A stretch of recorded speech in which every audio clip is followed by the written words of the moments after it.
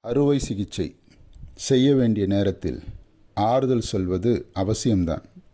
என்றாலும் முக்கியம் அறுவை சிகிச்சை.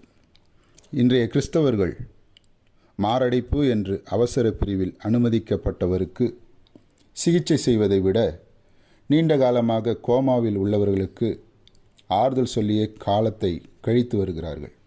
ஆம், கிறிஸ்தவர்களை கிறிஸ்தவர்களாய் மாற்றும் குடும்பத் தொழிலை செய்கிறார்கள். பாவத்தை குறித்து, நீதியை குறித்து, நியாயத்தீர்ப்பை குறித்து கண்டித்து உணர்த்தி அறுவை சிகிச்சை செய்யும் வேதனை நிறைந்த, வலிகள் நிறைந்த வேலையை செய்யவில்லை. கிறிஸ்தவர்களே, நீங்கள் கிறிஸ்துவினால் பிடிக்கப்பட்டு அநேக அடிகள் அடிக்கப்பட போகிறீர்கள். ஏனெனில் நீங்கள் அநேகருடைய இரத்த பழிக்கு ஆளாகிவிட்டீர்கள்.